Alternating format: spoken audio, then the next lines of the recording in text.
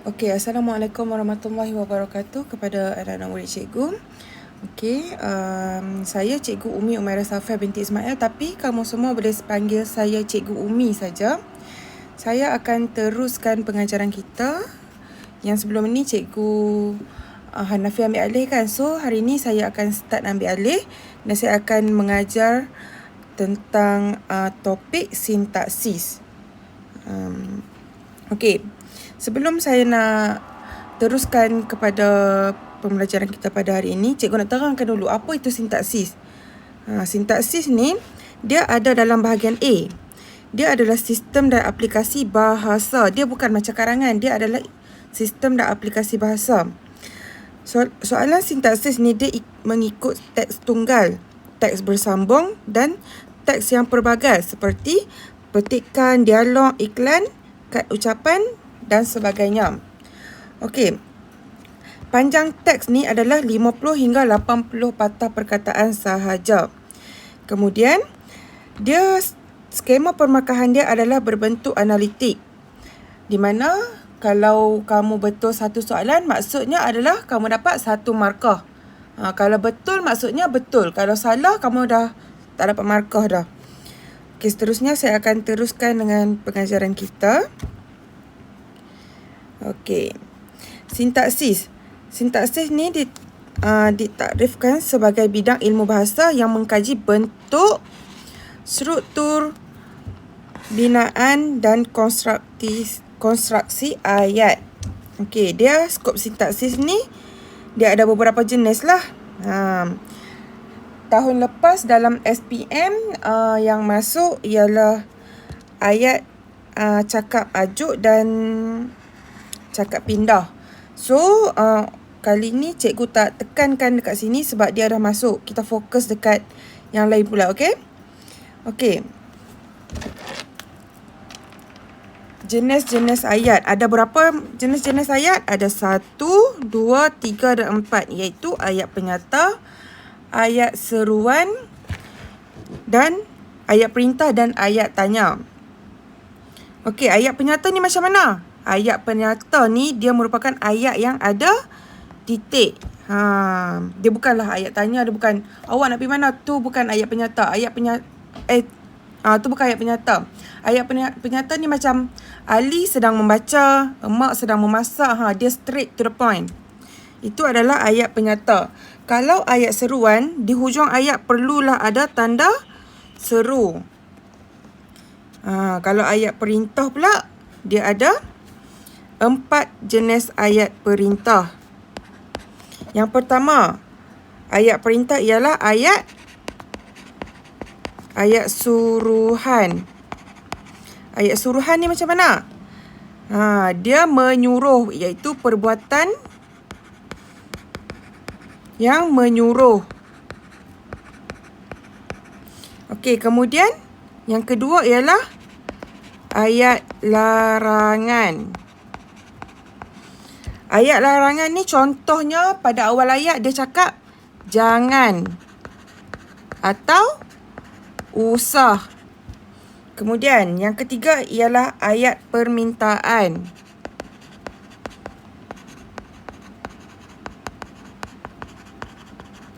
Ayat permintaan pula macam mana? Di awal ayat dia berkaitan dengan ayat minta atau tolong.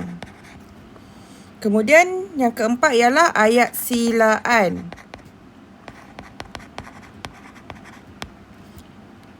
Contohnya sila atau jemput. Okey, kat sini ada 4 jenis ayat perintah. Kamu kena ingatlah, kamu kena kenal pastilah mana ayat suruhan, mana ayat larangan, mana ayat permintaan, mana ayat silaan. Sekali kita tengok contoh-contoh ayat kat bawah tu. Kemudian yang terakhir ialah jenis ayat tanya. Kalau ayat tanya ni di hujungnya perlulah ada tanda soal. Sekali cikgu bagi tahu contoh ayat tanya. Kemudian ialah ragam ayat. Okey. Ragam ayat ni dia ada beberapa jenis. Dia ada 5 jenis ragam ayat. Yang pertama sekali ialah ragam ayat subjek predikat. Subjek ni mestilah dia macam frasa nama. Kemudian predikat ni ialah yang menerangkan frasa nama tu.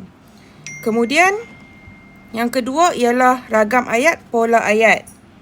Yang ketiga ialah ayat susunan biasa dan songsang.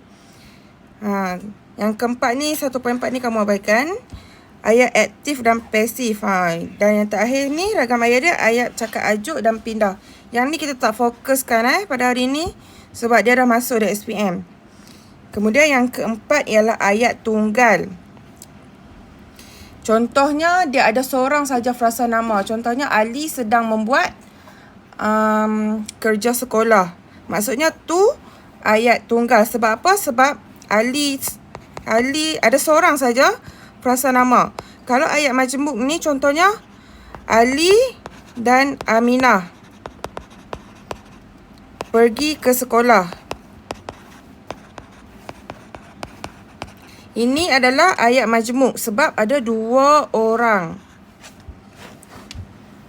Okey.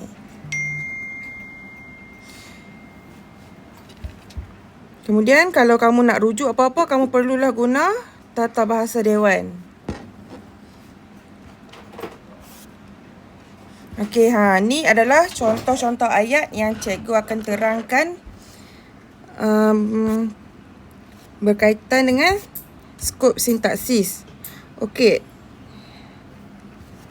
Ini adalah jenis-jenis ayat. Contohnya ayat penyata. Ayat penyata tu dia mesti adalah untuk menyatakan sesuatu. Contohnya Ali sedang belajar. Kalau ayat tanya pula, dia mesti ada tanda soal. Dia nak tahu sesuatu. So dia perlukan tanda soal. Contohnya, kemanakah kamu pergi semalam? Nampak ni tanda soal. Ini merujuk kepada ayat tanya. Kemudian ayat seruan. Ayat seru ni dia memerlukan emosi yang tinggi atau meluncur. Dia macam contohnya dia meluncur akibat kehairanan, kekaguman, rintihan atau sindiran. Contohnya ayat seruan ni aduh sakitnya perutku. Cuba tengok dekat hujung ayat ni kita guna tanda seru. Kemudian yang seterusnya ialah ayat perintah. Cuba kamu tengok dekat sini ada berapa jenis ayat perintah. Ada ayat silaan, ayat permintaan, ayat larangan, ayat suruhan. Ada 4 jenis ayat. Contohnya, jangan merokok di pejabat saya. Ni ayat apa? Ni ayat larangan sebab di hadapan ayat ada jangan. Yang kedua, tolong ambilkan saya segelas air suam. Ini merupakan ayat permintaan sebab di hadapannya ada perkataan tolong. Dia minta tolong untuk ambil segelas air suam. Yang ketiga, jemputlah atau silalah naik ke rumah saya. Ini sah-sahlah ayat silaan. Sebab ada silalah, sebab ada jemputlah. Dia sila kawan tu untuk naik ke rumah. Dan yang terakhir sekali ialah tebang pokok kelapa di belakang rumah itu. Ini ialah ayat suruhan sebab dia meminta tolong untuk tebang pokok kelapa di belakang rumah. Okey, kat sini ada aktiviti atau latihan. Kat sini cikgu akan tunjukkan mana jenis-jenis ayat. Okey, yang pertama sekali. Jangan bermain mercun, nanti terbakar tangan. Ini merupakan ayat apa? Ini merupakan ayat larangan sebab di hadapannya ada jangan. Ayat larangan. Yang kedua, bumbung rumah itu rosak kerana dihempak pokok. Ini ayat apa? Ini adalah ayat penyata sebab dia straight to the point dan dia ada titik. Ini merupakan ayat penyata. Yang ketiga, wah, cantiknya bunga-bunga di taman itu. Ini merupakan ayat, tengok cikgu bulat. Ini merupakan ayat seruan. Lagi satu lagi, tengok ni perkataan harapan dia apa. Wah, Cantiknya bunga-bunga itu di taman. Lepas tu ada pula seruan. Sudah tentu ini ayat seruan. Kemudian, soalan keempat, 5 orang pelajar telah terbunuh dalam kemalangan yang mengerikan itu. Nampak ni? Dia straight to the point, lepas tu dia ada titik. Ni merupakan ayat penyata. Dia ingin menyatakan sesuatu. Itulah ayat penyata. Kemudian, siapakah pengetua baharu di sekolah kita? Ni, dia dah bagi kata kunci dah. Ada tanda seru dan hadapan ayat dia apa? Siapakah? Jadi, dia merupakan ayat tanya. Kemudian, yang keenam. Tolong belikan saya sebungkus nasi lemak di gerai itu. Dia dah awal ayat, dia dah cakap dah. Tolong belikan. Jadi, ia merupakan ayat permintaan. Kemudian, berapakah harga sebuah buku itu? Dia ada tanda soal, dia ada kata kunci berapakah. Jadi, dia merupakan ayat tanya.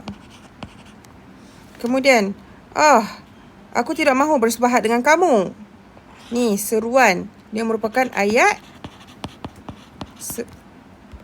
seruan. Usah difikirkan perkara itu lagi. Usah difikirkan ayat itu, perkara itu lagi. Awal ayat dia dah cakap dah usah.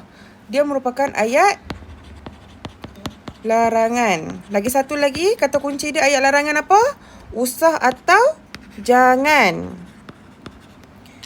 Kemudian, murid-murid itu sedang tekun membaca buku di perpustakaan. Okey, ni adalah ayat penyata. Sebab apa ayat penyata? Sebab dia ingin menyatakan sesuatu. Dia bukanlah dia tanya murid-murid itu sedang buat apa. Tapi dia cakap murid-murid itu sedang tekun membaca buku di perpustakaan. Jadi ia merupakan ayat penyata. Okey, jadi untuk kelas hari ni, cikgu nak kamu semua buat balik soalan yang cikgu buat tadi. Tapi tanpa tengok jawapan yang cikgu buat. Kamu kena buat sendiri dan kamu perlu jujur dengan diri sendiri ya, jangan tipu kamu dah naik SPM. Dan selepas buat, hantar dekat cikgu sebagai tanda kehadiran. Okey, itu saja pembelajaran kita pada hari ini. Sekian, Assalamualaikum warahmatullahi wabarakatuh.